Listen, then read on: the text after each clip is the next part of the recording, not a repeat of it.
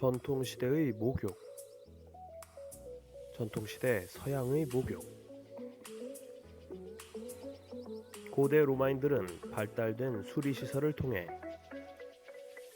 도시로 물을 끌어들여 공중목욕탕에서 목욕을 즐겼다.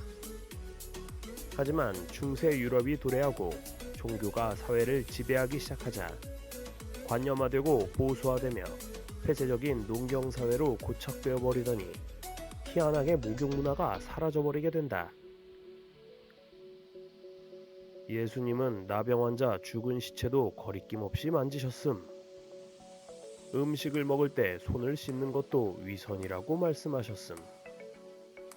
이렇듯 씻는 것을 위선이라 생각했던 종교인들의 해석은 이후로 유럽인들의 위생 수준을 아찔할 정도로 변하게 만들었다. 중세 유럽의 성직자 성 제롬은 이렇게 말했다. 태어날 때 세례를 받은 사람은 평생 더 이상 목욕할 필요가 없음. 아라비안 나이트에서도 아랍인들은 유럽인들을 이렇게 꼬집고 있다. 기독교인들은 평생 씻을 줄을 모른다. 태어날 때 받은 세례가 일생 중 단 한 번의 목욕이다.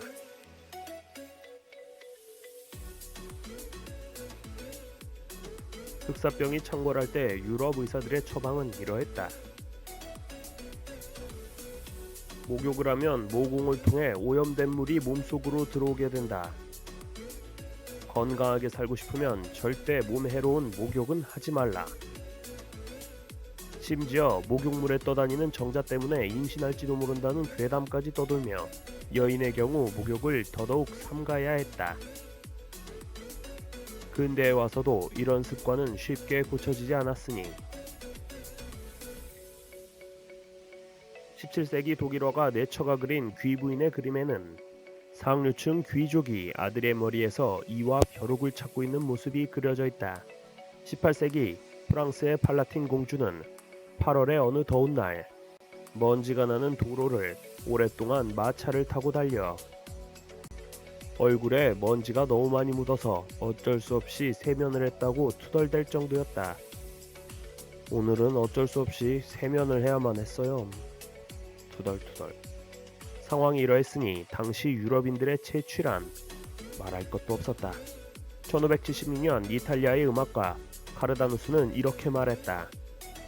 남녀노소 가릴 것 없이 몸에는 벼룩과 이가 특실거리고 암내, 발냄새, 구린내 등 온갖 냄새가 다 났지만 다 참을 수 있어도 그 끔찍한 입냄새만큼은 못 참겠다. 심지어 17세기 루이 13세는 이런 자랑을 했다. 짐은 선왕을 닮아 겨드랑이 냄새가 심하다는. 그리고 그의 아들 루이 14세는 끔찍한 입냄새로 악명이 높았다. 하지만 왕들은 아무리 악취가 심하다한들 옷을 갈아입거나 향수를 뿌릴 뿐 목욕을 하는 법은 결코 없었다. 조선시대의 목욕. 고려시대만 하더라도 목욕 문화가 어느 정도 발달되어 있어서 12세기 고려를 찾았던 송나라의 서경은 고려의 목욕 문화를 보고 이렇게 감탄하기도 했다. 옛 사서에 고구려 사람들은 모두가 깨끗하다고 했는데 정말 그러하다. 고려인들은 중국인들의 몸에는 때가 많다고 비웃는다. 고려인들은 아침에 일어나면 가장 먼저 목욕을 하고 문을 나서고 여름에는 시냇가에서 매일 2번씩 목욕을 하고 있었다. 물론 서경의 말 하나로 일반화할 수는 없겠지만 분명한 것은 조선시대보다는 목욕 문화가 발달해 있었다는 것이다. 어쩌면 고려시대는 전통시대 일본과 닮았을런지도 모른다. 하지만 유교 사상이 지배했던 조선시대는 여러모로 중세 유럽과 닮았다. 관념적이고 보수적이며 폐쇄적이고 신분 질서를 중시하며 사람들 대부분이 토지에 얽매여 이동을 제약받았다는 점에서 조선시대는 중세 유럽과 여러모로 비슷한 점이 많았다. 때문에 우연의 일치인지 조선시대에도 목욕 문화는 급격히 쇠퇴한다. 신체 노출을 극도로 꺼렸던 유교적 관습 때문에 양반네들은 목욕을 할 때도 옷을 다 벗지 않고 필요한 부분만 선택적으로 씻었던 것이다. 그랬으니 위생 상태는 가히 절망적이었다. 100년 전 서양 사람들의 기록을 보면 상투를 풀어헤친 조선 사람들을 보면서 아연 실색을 하는데 그 이유는 머리에서 이가 우두둑 떨어졌기 때문이다. 하지만 조선시대 양반들은 이가 많은 걸 오히려 장수의 상징으로 생각하기까지 했으니 한 양반은 자식에게 이렇게 타이르기도 했다. 아들아, 너무 목욕을 자주 하지 말라. 이가 없으면 빨리 죽는다. 하지만 그렇게 말했던 양반은 정작 자기 몸에 이가 없어져서 걱정을 하기 시작한다. 아, 그 많던 내 이들이 다 어디로 갔는고? 이가 많아야 오래 산다던데 내가 이러다 빨리 죽겠구나. 그러나 얼마 후에 이가 다시 몸에 모이자 크게 기뻐하며 감탄했다고 한다. 구한말의 목욕. 사람들은 불과 1, 2세대 이전의 일을 기억하지 못한다. 오늘날처럼 미디어가 발달된 세상에서조차도 1, 2세대 이전의 모습을 보여주면 깜짝 놀라게 된다. 이것은 1966년 수원시에서 찍은 사진이다.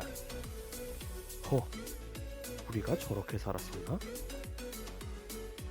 구한말 조선에 왔던 서양인들도 마찬가지였다. 서양인들의 위생 수준은 상하수도 시설에 들어서는 19세기가 되면서부터 대폭적으로 개선되는데 19세기 후반 상하수도 공사의 모습이다. 구한말 조선의 모습을 보고 서양인들은 마치 전혀 다른 세계를 목격이나 한 듯 아연실색하고 있기 때문이다. 그런 모습은 17세기 조선에서 13년간 거주했던 하멜 표류기에는 결코 나오지 않는 반응이었다. 어쨌거나 19세기 말 청결은 서양인이 동양을 바라보는 하나의 기준이자 틀이었다. 한 서양인은 동양인들의 국가별 청결 차이에 대해 이렇게 설명했다. 일본인은 몸과 옷이 다 같이 청결하고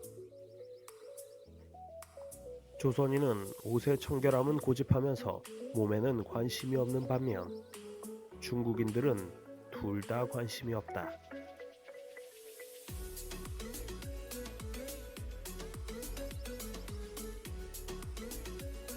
하지만 서울 풍물지를 쓴 미국인 조지 길모어는 이렇게 말했다.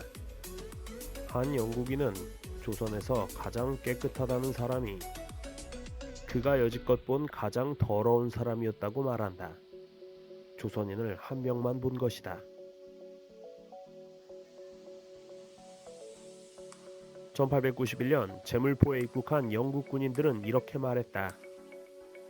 들리는 말로는 조선인은 일생 동안 단 2번만 씻는다 하더라. 미국인 선교사 알렌은 침례교가 조선에서 정착하지 못하고 일본으로 건너가서는 어떻게 성공했냐를 설명하면서 이렇게 말했다. 한국인은 목욕을 싫어하기 때문에 침례교가 뿌리를 내릴 수 없었고 목욕 문화가 발달한 일본에서는 성공할 수 있었던 것임.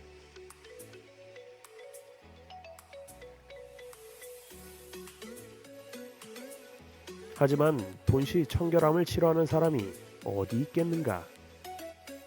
개항장이 들어서 일본인 거류지가 생겨나자 우리나라에도 일본 목욕 문화가 전파되었으니 구한말 일본 요리집을 본따 만든 조선의 고급 요리집에는 하나같이 목욕을 하나의 메뉴로 제공하고 있었다. 당시 조선인들은 목욕탕 안에서조차도 담배를 피웠다. 심지어 요리집의 이름을 목욕탕 이름으로 짓기도 했다. 자, 우리 조선 요리집 해천탕이 신장 개업했습니다. 좋은 술과 요리는 물론이고 목욕간이 정결하답니다. 하지만 식사를 하기 전에 목욕을 즐기는 건 극소수 상류층들만의 일본 흉내내기 놀이였을 뿐, 구한말 대부분 사람들은 여전히 조선시대 위생 수준에서 벗어나지 못했다. 1905년 서울에서 국내 최초의 대중목욕탕이 생겨났지만 사람들의 인식이 부족하여 곧 폐업하고 말았고, 대중목욕탕은 1920년대에서야 본격적으로 생겨나게 된다.